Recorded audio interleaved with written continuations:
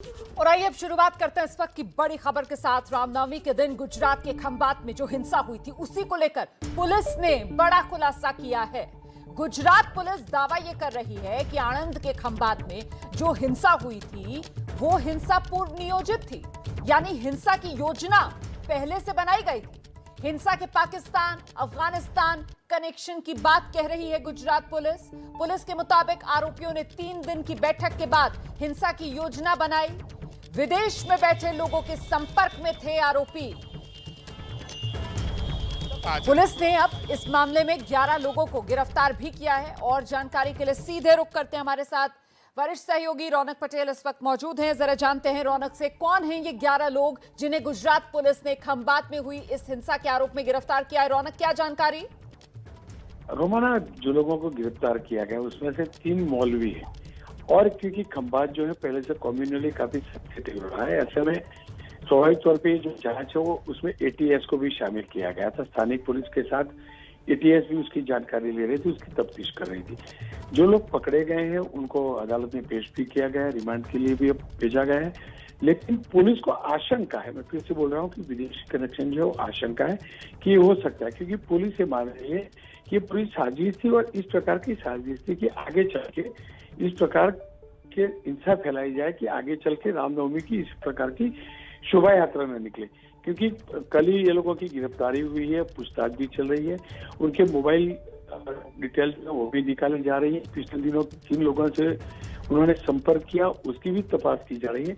लेकिन जिस प्रकार से पथराव हुआ, क्योंकि रामनवमी का जुलूस जहाँ से निकलने वाला था, शोभा यात्रा जहाँ से निकलने वाली थी, ठीक एक ही इलाके में पहुंचता है और वहीं पे पथराव होता है।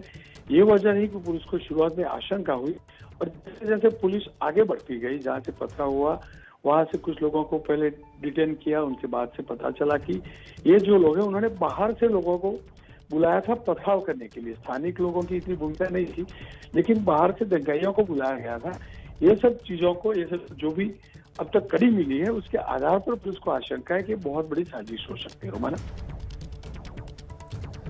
आप रहिए मेरे साथ, रौनक में लौटूंगी आपके पास। और इस बीच हमारे साथ हमारे सहयोगी नीरज पांडे भी मौजूद हैं। नीरज, ये जो गुजरात पुलिस की तरफ से दावा किया जा रहा है और आशंका जताई जा रही है कि खंभात आणंद में जो हिंसा हुई दरअसल उसकी साजिश रची गई थी और विदेश में बैठे लोगों ने ये साजिश रची थी। पाकिस्तान कनेक्शन गुजरात के आणंद में हुई हिंसा का क्या अभी तक सामने आया नीरज? जी बिल्कुल, देखिए ये 2 दिन पहले ही ऐसी सूचनाएं मिली जो हमारी इंटेलिजेंस को और जो भारत की आईटी कंपनी, आईटी जो सेक्टर है उसको पता चला कि पाकिस्तान और अफगानिस्तान से बहुत सारे ऐसे संस्थाएं हैं, ऐसे ट्विटर हैंडल हैं जो बाकायदा Indian Muslims under attack hashtag के नाम से न सिर्फ हैंडल्स चला रहे थे और बाकायदा एक प्रोपोगेंडा कर रहे थे कि भारत में किस तरह से मुसलमानों पर ये सुनियोजित तरीके से हमले किए जा रहे हैं। लेकिन जब बाद में पता चला गया, उसमें छानबीन हुई, जांच हुई, तो ये पता चला कि ये अंतर्राष्ट्रीय साजिश है जिसमें न सिर्फ भारत को बदनाम करने की कोशिश की गई बल्कि भारत के अंदर के माहौल को भी खराब कर। नहीं, एक सेकंड नीरज पांडे, गुजरात में जो हिंसा हुई है खंभात जिसका हम जिक्र कर रहे हैं, ये तो रामनवमी के जुलूस के दौरान जो हिंसा हुई, और ये हैशटैग जिसका आप जिक्र कर रहे हैं ये तो उन हिंसा के बाद जो सोशल मीडिया पर हैशटैग चला उसका आप जिक्र कर रहे हैं। मैं ये समझना चाह रही हूँ कि गुजरात में जो हिंसा हुई है उसका विदेशी कनेक्शन क्या है? देखिए, जो हमें जानकारी मिल रही है उसके अनुसार ये पहले से ही प्लानिंग ऐसी चल रही थी कि भारत में रामनवमी के समय में माहौल खराब किया जाए। और आपने देखा कि एक साथ देश के 9 राज्यों में इस तरह की घटनाएं सामने आई। मध्य प्रदेश में घटना सामने आई, गुजरात में सामने आई, करौल जो है राजस्थान में सामने आई। बहुत जगहों पे लगातार इस तरह की घटनाएं सामने आई थी। इससे साफ पता चलता है कि ये एक अंतर्राष्ट्रीय साजिश थी। और उसके बाद न सिर्फ ये साजिश की गई, उसके बाद बाकायदा उसका अंतर्राष्ट्रीय स्तर पर प्रोपेगेंडा किया गया, उसको फैलाया गया और ये बताने की कोशिश की गई कि भारत में मुसलमान। बहुत बहुत शुक्रिया आपका नीरज इस तमाम जानकारी के लिए। तो फिलहाल आपको ये बताते चलें कि गुजरात पुलिस की तरफ से अंदेशा जताया जा रहा है, इसकी जांच चल रही है कि जो हिंसा हुई है उसका विदेशी लिंक हो सकता है। आगे बढ़ते हैं पॉलिटिकल प्राइम टाइम में। अब आज हम शुरुआत करने जा रहे हैं लाउड स्पीकर पर गूंज रहे सियासी शोर की खबर के साथ। ये जो जो मामला है वो महाराष्ट्र का, जहां मस्जिदों पर लगे लाउडस्पीकर से आती अजान की आवाज पर एमएनएस अध्यक्ष राज ठाकरे ने नापसंदगी जताई और महाराष्ट्र सरकार को 3 मई तक लाउडस्पीकर हटवाने का अल्टीमेटम दे डाला। महाराष्ट्र सरकार में शामिल शिवसेना अब इस मामले पर राज ठाकरे को ही बीजेपी का लाउडस्पीकर बताकर उन्हें सुप्रीम कोर्ट के फैसले का आईना दिखा रही है।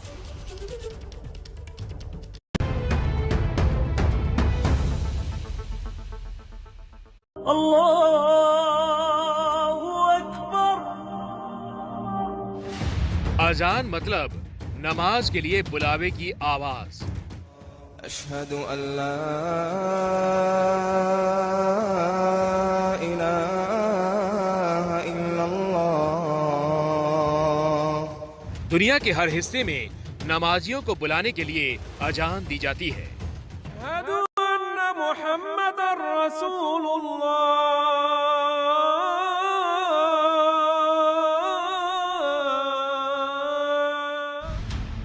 नमाज के लिए मस्जिद तक बुलावे की ये परंपरा तो काफी पुरानी है, लेकिन लाउड स्पीकर पर जब ये आवाज तेज और तेज होती गई तो इससे विवाद भी शुरू हो गया और अब अजान वाले लाउड स्पीकर पर सियासत का शोर शुरू हो चुका है। महाराष्ट्र नवनिर्माण सेना के प्रमुख राज ठाकरे ने मंगलवार को ठाणे की अपनी रैली में महाराष्ट्र सरकार को अल्टीमेटम का ऐलान कर दिया। पण आज 12 तारीख आहे, 12 ते 3 मे महाराष्ट्रातल्या सगळ्या मशिदींवरच्या मौलवींशी तुम्ही त्यांना बोलवून घ्या, त्यांना सांगा सर्व मशिदींवरचे लाउडस्पीकर हे उतरले गेले पाहिजेत, खाली आले पाहिजेत। राज ठाकरे पर महाराष्ट्र सरकार ने जवाबी वार शुरू कर दिया है। शिवसेना का कहना है कि राज ठाकरे खुद बीजेपी के लाउड स्पीकर बन गए हैं। बीजेपी ने उनको छूट दी है, अभय दिया है, उसके बाद ये भोंगा शुरू हुआ है। 1.5 साल तक इस पार्टी का भोंगा बंद था। हालांकि एनसीपी प्रमुख पवार ने इस पर गंभीरता से विचार करने की बात कही है। थ्रेट दिया महाराष्ट्र सरकार को कि मैं आपको 3 तारीख तक की मुदत देता हूं, आप ये जो लाउड स्पीकर है मस्जिदों के ऊपर वो निकालिए। तो ये इस थ्रेट को आप कैसे देखें, क्योंकि अभी आपने कम्युनिटी के ऊपर इसीलिए स्टेट गवर्नमेंट इस वजह से गंभीरता से सोचे। माना जा रहा है कि राज ठाकरे लाउडस्पीकर विवाद के जरिए एक साथ कई निशाना साध रहे हैं। राज बीएमसी चुनाव में इससे फायदा लेने की कोशिश में है, तो दूसरी तरफ मराठी छवि वाले नेता से आगे बढ़कर हिंदुत्ववादी नेता की छवि बनाना चाहते हैं। जानकारों के मुताबिक इस आक्रामकता के जरिए राज ठाकरे बीजेपी के करीब जाना चाहते हैं ताकि वो शिवसेना की कमी पूरी कर सके।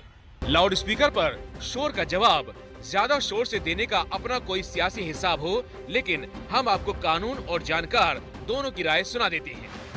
ऐसी कौन सी अजान है इस्लाम में भाई? मजहबी आजादी का ये मतलब है आप भोंपू लेके लोगों के कानों में अजान फिट कर दें इतनी स्पीड से? आप ऐसी जगह स्पीकर लगाएं कि किसी के घर में डायरेक्ट ना जा रहा हो। अब जरा लाउड स्पीकर के शोर को लेकर कोर्ट को भी सुन लिया जाए। 2005 में सुप्रीम कोर्ट ने सार्वजनिक जगहों पर रात 10 से सुबह 6 बजे तक शोर वाले उपकरण पर रोक लगाई है। कोर्ट ने तेज आवाज वाले संगीत, पटाखे और हॉर्न पर रोक लगा दी है। नियमों के मुताबिक औद्योगिक क्षेत्र में दिन में ध्वनि की तीव्रता 75 डेसिबल और रात में 70 डेसिबल से ज्यादा नहीं हो सकती। रिहायशी इलाकों में ये सीमा दिन के लिए 55 डेसिबल और रात के लिए 45 डेसिबल तय है। धर्म हो या संविधान, इनका मकसद यही है कि आवाज इतनी ना हो कि किसी को परेशानी ना हो, और ये नियम हर तरह की आवाज के लिए है। हाँ, ये अलग बात है कि अपनी सियासत के हिसाब से लोग सूट करने वाले मुद्दे जोर शोर से उठाते हैं। वैसे कहा तो ये भी जा रहा है कि लाउड स्पीकर के जरिए लाइफलाइन ढूंढने की ये राज ठाकरे की नई नीति है। लेकिन राज ठाकरे जो हैं वो लाउड स्पीकर पर बने कानून नियम के पालन करने की बात नहीं कर रहे। राज ठाकरे मस्जिदों से लाउड स्पीकर हटाने की मांग कर रहे हैं और इसी को लेकर सी वोटर ने जो सर्वे किया उसमें सवाल यह था कि क्या लाउड स्पीकर हटाने की मांग जो राज ठाकरे कर रहे हैं ये मांग सही है या गलत है। अब आप देख लीजिए, आंकड़ा आपके सामने है। इस सर्वे में हिस्सा लेने वाले 55% लोगों का मानना है कि राज ठाकरे की मांग सही है, 28% इसको गलत बता रहे हैं, पता नहीं ये कह रहे हैं 17% लोग। आगे बढ़ते हैं, अगली खबर का रुख करते हैं। अब बात कर लेते हैं मध्य प्रदेश की, जहां सियासी पारा बहुत गर्म है। दिग्विजय पर गलत फोटो ट्वीट कर सांप्रदायिक माहौल बिगाड़ने के आरोप में गिरफ्तारी की तलवार लटक रही है। हालांकि कांग्रेस नेता दिग्विजय सिंह कह रहे हैं कि केस दर्ज होने से उन्हें कोई फर्क नहीं पड़ता। पूरा मामला रामनवमी के दिन भर की हिंसा से जुड़ा हुआ है। दिग्विजय सिंह मुर्दाबाद, मुर्दाबाद, मुर्दाबाद। बीजेपी ने कांग्रेस नेता दिग्विजय सिंह के खिलाफ मोर्चा खोल दिया है। अरे कांग्रेस पार्टी मुर्दाबाद, मुर्दाबाद। तस्वीरें मध्य प्रदेश के जबलपुर की हैं, जहां बीजेपी युवा मोर्चा के कार्यकर्ताओं ने दिग्विजय का पुतला फूंक दिया।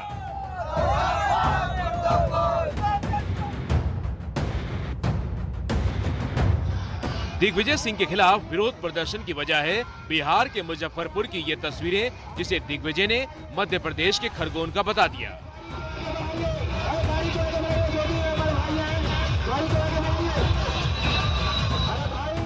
ये वीडियो है, दिग्विजय ने इसी का फोटो ट्विटर पर शेयर किया था। हालांकि बाद में उन्होंने ट्वीट डिलीट कर दिया, लेकिन तब तक मैसेज वायरल हो चुका था।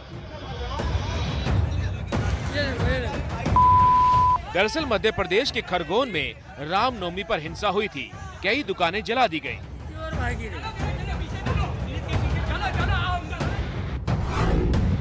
खरगोन हिंसा की फर्जी तस्वीर ट्वीट करने के आरोप में बीजेपी की शिकायत पर दिग्विजय सिंह के खिलाफ केस दर्ज हो गया है। अब दिग्विजय सिंह कह रहे हैं कि केस दर्ज होने से फर्क नहीं पड़ता, पर बीजेपी दिग्विजय को छोड़ने के मूड में नहीं दिख रही। यदि भाईचारा, प्रेम, सद्भाव और सांप्रदायिक उन्माद के खिलाफ बोलने से मेरे खिलाफ अगर मुकदमा दायर 1 लाख हो जाए तो मुझे चिंता नहीं। आपको लगे कि एजेंडा चलाया जा रहा है बीजेपी का आपके पूरे देश में? आपके खिलाफ? मेरे खिलाफ फर्क नहीं पड़ता, पूरे देश में। दिग्विजय सिंह ने वही अपराध किया है जो दंगा करने वालों ने किया है। दंगा करने वाला और दंगा उकसाने वाला दोनों अपराधी होता है। आज से हमने एक मुहिम चलाई है कि दिग्विजय सिंह के ट्विटर अकाउंट को सस्पेंड किया जाए। उसके लिए हम रिपोर्ट करवा रहे हैं लोगों से, मैंने भी रिपोर्ट की। कांग्रेस के अंदर भी दिग्विजय सिंह के खिलाफ घेराबंदी शुरू हो गई है, जिससे बीजेपी को और मौका मिल गया।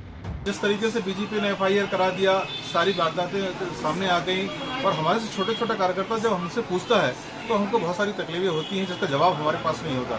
तो मैं माननीय दिग्विजय सिंह जी के ट्वीट के माध्यम से मैंने ये पूछा है कि यदि अपने पास प्रमाण है तो हम प्रमाण प्रस्तुत करें। जो ट्रिक कभी पर्दे के पीछे से आदरणीय दिग्विजय सिंह जी अपनाते थे, सोहन वाल्मीकि जी के बयान के बाद में लग रहा है कि उसी दाव से उन्हें चित्त किया जा रहा है। शायद जब ये सिद्ध हो गया है कांग्रेस के लिए दिग्गी तू तो हानिकारक है। उनकी वफा का चर्चा ही ऐसा कि अपनी वफा से भी शर्मा रहे।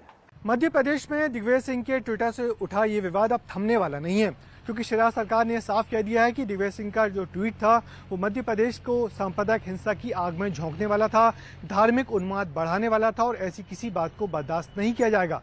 मध्य प्रदेश के गृह मंत्री डॉक्टर नरोत्तम मिश्रा भी इस पूरे मामले में बेहद सख्त हैं और उन्होंने कहा है कि इस पूरे मामले में दिग्विजय सिंह की गिरफ्तारी भी हो सकती है।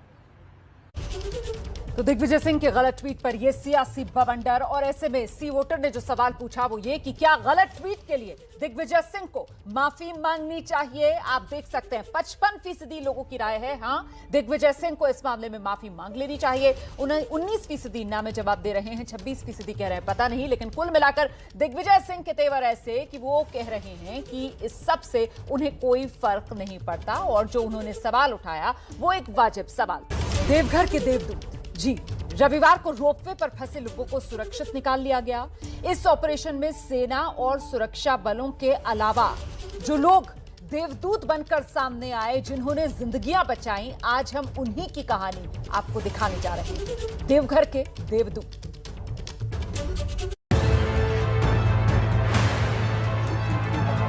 रविवार को हुए रोपवे हादसे का ये लाइव वीडियो है। ऊपर से नीचे की तरफ आ रही ट्रॉली में सवार एक परिवार मोबाइल कैमरे में वीडियो कैद कर रहा था। तभी नीचे से आ रही लाल रंग की ट्रॉली से टक्कर हो गई। टक्कर की आवाज दूर तक सुनी गई और कैमरा हिलने की वजह से वीडियो दिखना बंद हो गया।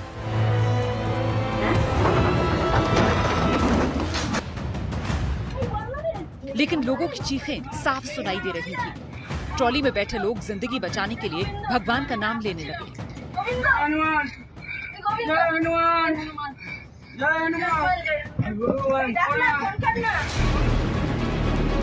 3 दिन तक करीब 46 घंटे तक चले रेस्क्यू ऑपरेशन के बाद 46 लोगों को बचाया जा सका।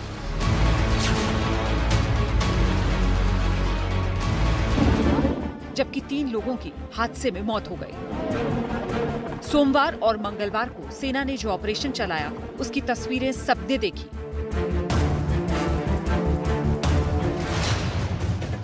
लेकिन इस हादसे में कुछ ऐसे देवदूत थे जिन्होंने जान की बाजी लगाकर रविवार को ही लोगों की जिंदगियां बचाई। इस देवदूत का नाम है पन्ना लाल। साल 2009 से बतौर मेंटेनेंस कर्मचारी पन्ना लाल इस रोपवे साइट पर काम करते हैं। रविवार को पन्ना लाल ने हादसे के ठीक बाद खुद की जान की परवाह न करते हुए लोगों को निकालने का काम शुरू किया।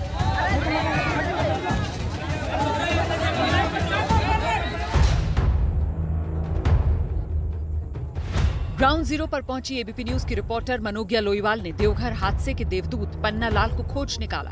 पन्ना लाल की दिलेरी की दास्तां खुद उन्हीं की जुबानी सुनी। तो उस दिन अचानक एक ही बार शेप टूट गया। वो अंदर की बात है, बाहर की बात नहीं है। तो शेप टूट गया तो वहाँ शेप टूटा तो रोप वहाँ से छोड़ दिया। छोड़ने का बाद पूरा केबिन झटका लिया। झटका लेने का बाद वो नीचे भी उतर गया। उतरने का बाद तो हम लोग सोचने लगे जो कुछ आदमी जो फंसा है ऊपर में उसको मटेरियल रोपवे से हम लोग उतार लेंगे। मटेरियल रोपवे भी चालू नहीं हुआ तो बहुत ज़्यादा काफ़ी आदमी का भीड़ लग गया।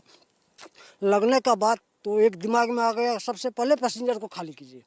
पैसेंजर को खाली कीजिए तो ग्रामीण कुछ था, मेरा कुछ स्टाफ था, सब कोई क्या बोले सब कोई तैयार हो गया। तैयार होने का बाद ग्रामीण जो था वो सब गया। उसके बाद रोपवे में हम चढ़े और चढ़ने का बाद 5-6 केबिल मैंने 6 बजते बजते उतार दिए। अंधेरा हो गया। अंधेरा होने का बाद कुछ प्रशासन भी आ गया तो प्रशासन मना कर दिया। दुबले पतले कदकाठी के पन्ना लाल ने लोहे के जिगर का परिचय दिया और न सिर्फ रविवार को हादसे के ठीक बाद फंसे लोगों को बाहर निकाला बल्कि मटेरियल रोपवे के जरिए रात को ऊपर 18 नंबर केबिन में फंसे लोगों तक पानी और पैकेट बंद खाना भी पहुंचाया।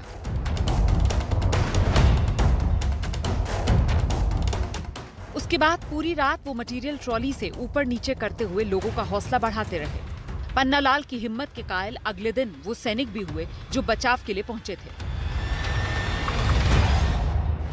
वो अकेले अपने दम पर कई जगहों से निकाल कर लेकर आए हैं। कैसे संभव किया आपने, क्या क्या किया? उसके बाद फिर मटेरियल रोपवे चालू हुआ तो मिलिट्री जवान देखते हैं कुछ नहीं करता है तो फिर हम हिम्मत किए, सेफ्टी बेल्ट और रस्सा पकड़े। 18 नंबर केबिन में जब चढ़े और जब उतारे तब मिलिट्री वाला जब हमरा देख के मिलिट्री वाला जवान एक केबिन पर चढ़ा है और उतारा है। ये सारा आपको खुद क्या उस समय सोच में आपके क्या चल रहा था? सोच में चल रहा था ये जो हमको पैसेंजर उतारना है। डर लगा? नहीं, डर कैसे लगे, जब हिम्मत कर लिए डर कैसे लगा। उसमें भी हम लोग बोले कि प्रशासन अगर खाली चाह लेगा हम लोग का बोल लेगा तो हम लोग 2 केबिन और उतार सकते हैं, लेकिन प्रशासन मना कर दिया। इस तरह के काम के लिए सेना के जवानों को खास ट्रेनिंग दी जाती है, लेकिन पन्ना लाल मेंटेनेंस से जुड़े कर्मचारी हैं, लिहाजा उन्हें इसका अनुभव था और समय पर अनुभव काम आया। पन्ना लाल ने हिम्मत दिखाई और त्रिकूट पर्वत पर गाइड का काम करने वाले पप्पू सिंह जैसे लोगों ने उनकी मदद की। जितने भी स्टाफ थे सारे स्टाफ फरार थे, कोई नहीं था उस जगह पे।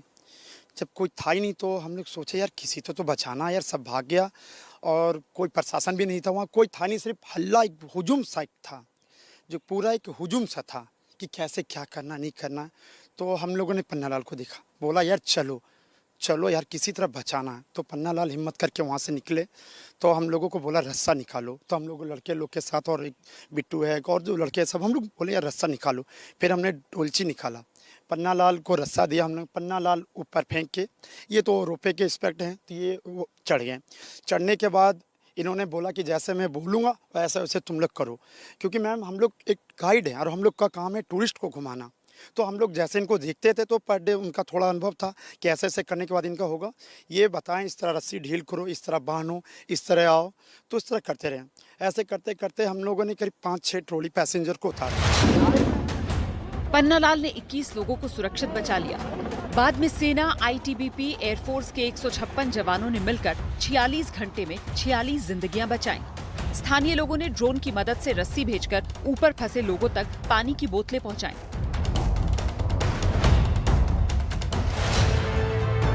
आपकी टीवी स्क्रीन पर ये वही ट्रॉली है जिसकी टक्कर हुई थी। लाल रंग की ये ट्रॉली टक्कर के बाद टूटकर नीचे चली गई, जिसका मलबा आप देख रहे हैं।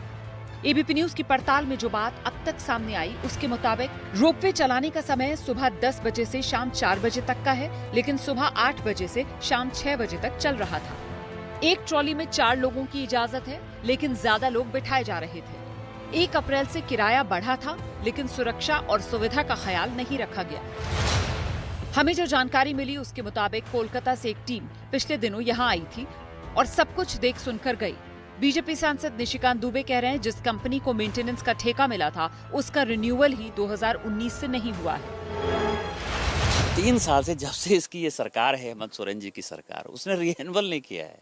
ठीक है, हमने दे दिया, तो 2019 तक तो कोई इंसिडेंट नहीं हुआ ना। ये इलीगल तरीके से चल रहा है, बिना कॉन्ट्रैक्ट रिन्यूअल किए चल रहा है। आप पैसा लेके बिना कॉन्ट्रैक्ट रिन्यूअल किए चला रहे हो। और इसमें मैं आपको बताऊं कि कंफ्यूजन नहीं होना चाहिए, प्राइवेट पार्टी और पब्लिक पार्टी का नहीं होना चाहिए। ये पूरा का पूरा रोपवे झारखंड सरकार का है। झारखंड सरकार ने किसी कंपनी के साथ एक रेवेन्यू शेयरिंग मॉडल पर जो है इस रोपवे को चलाने का फैसला किया। रेवेन्यू शेयरिंग में ये पैसा जो है झारखंड सरकार को भी जाता है और उस कंपनी को भी जाता है। तो इस मेंटेनेंस की जिम्मेवारी केवल और केवल तो झारखंड सरकार की है ना। झारखंड सरकार के मंत्री को ही नहीं पता है कि ठीक है बीजेपी ने दे दिया, लेकिन रिन्यूअल तो नहीं किया ना। रिन्यूअल तो तुमको करना था, आपने भी रिन्यूअल नहीं किया। इसका मतलब तो आप तो सबसे बड़े भ्रष्टाचारी हो, सबसे बड़े झूठे हो। और 302 का मुकदमा तो पूरे की पूरे झारखंड सरकार में हेमंत सोरेन के ऊपर ही लगनी चाहिए कि बिना रिन्यूअल के मेंटेनेंस। आप समझ सकते हैं, आप कल्पना करिए कि बिना रिन्यूअल के, बिना कागज के कोई एक आदमी नाक के नीचे इलीगल तरीके से ये रोपवे चला रहा है और रेवेन्यू शेयरिंग मॉडल में ये पैसा पर्यटन विभाग को भी जा रहा है। इससे ज्यादा दुखदाई और भ्रष्टाचारी क्या हो सकता है? इससे ज्यादा सरकार भ्रष्टाचारी और क्या हो सकता है? देवघर हादसे के बाद गृह मंत्रालय ने रोपवे को लेकर एडवाइजरी जारी की। सभी राज्य सरकारों से कहा गया है कि रोपवे संचालन के लिए तय मानकों का पालन करें। राज्य सरकारों को मेंटेनेंस मैनुअल बनाने को भी कहा गया है। देवघर से मनोज्ञा लोईवाल की रिपोर्ट। कुतुब मीनार परिसर में रखी उल्टा गणेश और पिंजरे में कैद गणेश जी को 2 मूर्तियों को मंदिर परिसर से हटाने पर साकेत कोर्ट ने फिलहाल रोक लगा दी है।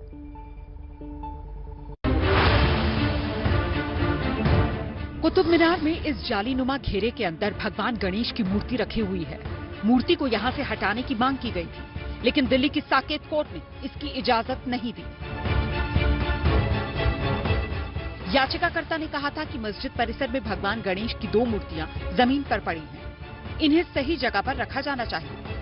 याचिका में यह भी कहा गया था कि परिसर में और भी मूर्तियां हैं जो परिसर में जहां तहां हैं, उन्हें एक जगह रखकर पूजा पाठ की इजाजत मिलनी चाहिए। इलाके की बीजेपी काउंसलर आरती सिंह कहती हैं कि 2004 से पहले तक यहां पूजा पाठ होती थी, लेकिन उसके बाद से बंद है। देखिए, कुतुब मीनार में पहले, ये हम कोई नई मांग नहीं कर रहे, पहले भी गणेश जी की पूजा आरती यहाँ सुबह होती थी। मेरे आप देखेंगे तो लेफ्ट साइड में यहाँ ये गणेश जी की मूर्ति है और 2004 तक ये प्रक्रिया लगभग चल रही थी, लेकिन उसके बाद कांग्रेस के शासनकाल में ये पूजा पाठ बंद कर दी गई। कुतुब मीनार परिसर में गणेश जी की 2 मूर्तियां हैं। एक की पहचान पिंजरे में गणेश के तौर पर हो चुकी है, दूसरे की पहचान उल्टा गणेश के तौर पर है। पिछले दिनों राष्ट्रीय स्मारक प्राधिकरण ने भारतीय पुरातत्व सर्वेक्षण को चिट्ठी लिखी और मांग की गई कि भगवान गणेश की इन मूर्तियों को संग्रहालय में स्थापित करना चाहिए। तर्क ये था कि ये मूर्तियां जिस तरह से रखी हुई हैं, वो अपमानजनक है। राष्ट्रीय स्मारक प्राधिकरण की मांग से अलग हिंदू संगठन चाहते हैं कि यहाँ पूजा पाठ की इजाजत मिले। तर्क क्या है, ये आपको हमारे रिपोर्टर अंकित गुप्ता कुतुब मीनार में दर्ज शिलालेख पढ़कर बता रही हैं। ये एक पट्टिका लगी हुई है जिसमें लिखा हुआ है कि ये जब इसका जो कुतुब मीनार है, जब यहाँ पर निर्माण कार्य किया गया है तो उसमें जो प्रयुक्त खंबे तथा दूसरी वस्तु सामग्री मूलतः 27 हिंदू एवं जैन मंदिरों को ध्वस्त कर प्राप्त की गई थी।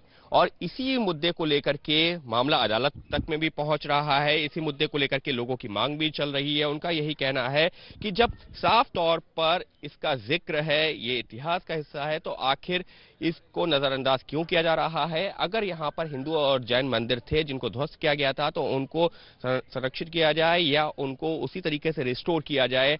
और अगर यहाँ पर जो है जिस बात का जिक्र किया गया है कि हिंदू एवं जैन मंदिर थे, तो वहाँ पर पूजा की अनुमति भी मिलनी चाहिए। साल के आखिर में गुजरात में विधानसभा चुनाव होने हैं और उससे पहले ही गुजरात में कांग्रेस कलह सामने आने लगी है। चुनाव दर चुनाव मिल रही हार से लगता नहीं कांग्रेस ने कोई सबक सीखा है। इसीलिए एकजुट होकर गुजरात चुनाव की तैयारियों की जगह कांग्रेस के खेमे से मनमुटाव की, नाराजगी, आलाकमान की निष्क्रियता की ऐसी खबरें सामने आ रही हैं। पार्टी को गुजरात में 6 महीने बचे हैं। गुजरात के लोग एक नई उम्मीद के साथ कुछ देखना चाहते हैं, कुछ करना चाहते हैं, तो पार्टी को जल्द से जल्द फैसला करना चाहिए। गुजरात में चुनाव से पहले ही कांग्रेस में तनाव। गुजरात में कार्यकारी अध्यक्ष की वैल्यू, मेरा ये मानना है कि शादी के बाद नसबंदी जैसा है। आपको पद दे दिया लेकिन काम नहीं मिलेगा। हार्दिक पटेल ने दिखाए बगावती तेवर। लगातार गुजरात में अच्छे लोगों को आगे करने की फेवर में रहा है और कुछ लोग हैं जो अपने ही लोगों को आगे करने की फेवर में रहते हैं। गुजरात कांग्रेस भी गुटबाजी की शिकार। अपमान नहीं करना चाहिए। जब हम किसी का सम्मान भी न करें तो अपमान तो नहीं करना चाहिए। आला कमान को हार्दिक का फरमान। कांग्रेस में कलह की अनंत कथा लगातार जारी है। गुजरात में अभी चुनाव का काउंटडाउन ही चल रहा है, उससे पहले ही हाथ में दरारें पड़ने लगी हैं। कांग्रेस पार्टी पर सवाल कहीं और से नहीं बल्कि उनके कार्यकारी अध्यक्ष हार्दिक पटेल ने उठा दिए और बता दिया कि हार्दिक के पास फैसलों का कितना हक है। पार्टी को कई बार वही तो प्रॉब्लम होती है। मेरा ये मानना है कि गुजरात में, दूसरे स्टेट में कार्यकारी अध्यक्ष की वैल्यू होगी, गुजरात में कार्यकारी अध्यक्ष की वैल्यू, मेरा ये मानना है कि शादी के बाद नसबंदी जैसा है। आपको पद दे दिया लेकिन काम नहीं मिलेगा, आपको निर्णय शक्ति में कहीं जगह नहीं देंगे आप। वही तो हो रहा है ना। पाटीदार आंदोलन से निकले नेता हार्दिक पटेल ने खुद को हाशिए पर भेजने का आरोप लगाया है। 17 में पाटीदार आंदोलन के कारण कांग्रेस 42 पर थी, वहां से 82 पर आई है। 17 से पहले 15 का पंचायत के चुनाव में बीजेपी एक भी जिला पंचायत नहीं जीत पाई थी, सारी जगह। उसके बाद आपने हम लोगों का उपयोग नहीं किया। हम लोगों को गुटबंदी में, आपकी गुटबंदी के कारण हम लोग परेशान हो रहे हैं। हमारा ठीक से उपयोग ना हो, हमको काम ना दिया जाए, हमारा लगातार अपमान किया जाए, तो लोग भी देखते हैं कि हार्दिक के साथ भी क्या हो रहा है। गुजरात में इसी साल विधानसभा चुनाव होने हैं और उससे पहले हार्दिक के गुस्से की वजह है नरेश पटेल को लेकर पार्टी का कोई भी फैसला नहीं ले पाना। बीते 2-2.5 महीने से नरेश पटेल के कांग्रेस में शामिल होने की चर्चा है, लेकिन आला कमान की लेट लतीफी के कारण ऐसा नहीं हो पाया और हार्दिक के सब्र का बांध टूट गया। कई बार होता है कि पार्टी के जल्द डिसीजन लेने की जो क्षमता नहीं रहती, उसके कारण नुकसान होता है। नरेश भाई का 2.5 महीनों से चल रहा है कि उनको पार्टी में लेना चाहिए, नहीं लेना चाहिए, लेना चाहिए तो कैसे लेना चाहिए, कब लेना चाहिए। मैं मानता हूं कि समय हाथ से निकालना नहीं चाहिए। समय बहुत कम बचे, 6 महीने बचे। जो भी फैसला पार्टी करना चाहे, हाँ या ना में क्लियर करना चाहिए।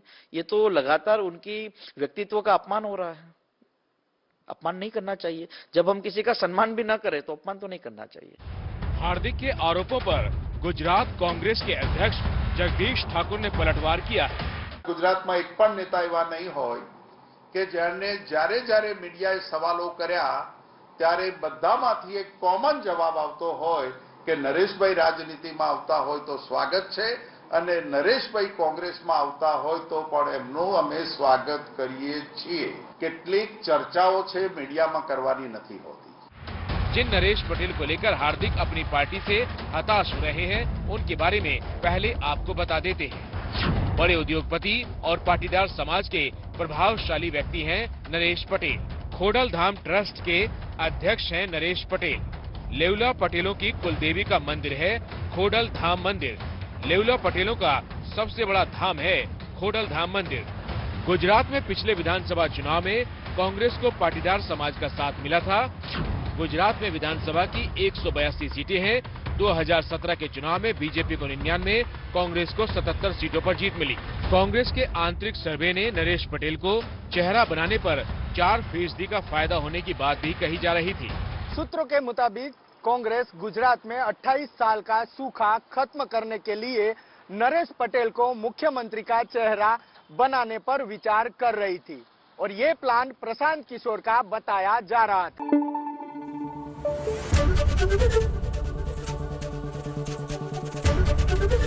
एबीपी न्यूज आपको रखे आगे।